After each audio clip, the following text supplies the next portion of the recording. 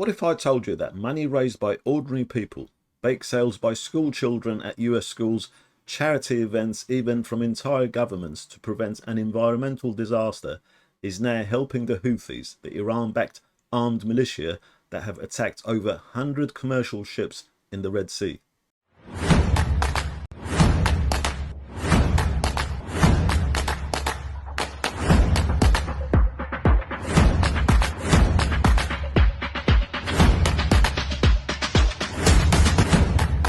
Sounds unbelievable, but that's exactly what's happening off the coast of Yemen now.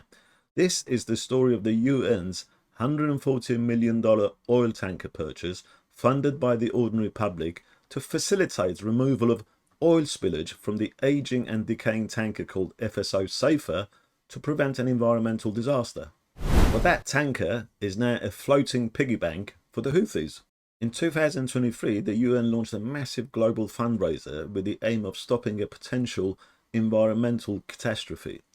A rusty oil storage tanker called the FSO Safer, which was anchored off Yemen's Red Sea coast, was on the verge of breaking apart. And there was 1 million barrels of oil stored on that one decaying vessel. If it sank, it would have caused one of the world's worst oil spills, an ecological nightmare. So the UN asked the world for help. Donors stepped up. Over $130 million came in from countries like the US, Germany, the Netherlands, and even from ordinary people moved by the threat of an environmental disaster, from school children in the US selling cakes to raise money for a good cause. With that money, the UN bought a huge oil tanker, the VLCC Yemen, and its job was to take the oil off the FSO Safer, store it safely, then be decommissioned. Problem solved, right? Well, that's not quite what has happened. Fast forward to today, the old oil was removed, but instead of scrapping the VLCC Yemen, the ship is still sitting off Yemen's coast. And guess who's using it now? The Houthis, the Iran-backed militia fighting in Yemen's civil war, notorious for attacking ships in the Red Sea. Lloyds List, a respected shipping tracker, found at least 3 transfers of Russian oil onto the VLCC Yemen. The Houthis are using the ship as a floating storage hub right under UN's nose. Worse, the UN is still paying $450,000 every month to maintain this ship. Money meant for crew salaries, fuel insurance, money that was raised from the donors.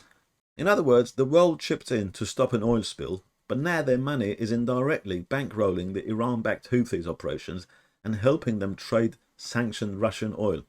How did this happen? The Houthis control the coast, they control the port, and technically they control the ship through Yemen's national oil company. The UN Development Programme, the UNDP, which oversees the operation, says it has strongly objected to the Houthis using the tanker like this, but it can't do anything to stop them. Well, it can stop paying the $450,000 a month, but it hasn't.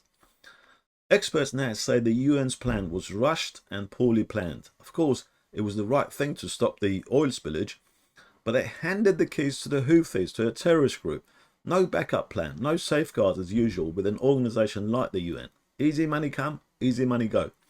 So while the world's kids baked cookies to raise pennies for an oil spill, the Houthis got a free multi-million-dollar tanker, a gift they're now using to move Russian oil and bypass sanctions. So the next time you hear the UN asking for donations, remember this story. Good intentions, terrible execution, and no accountability. That just about sums up the UN and all these other global organisations. What do you think should happen now? Should the UN cut off the funding?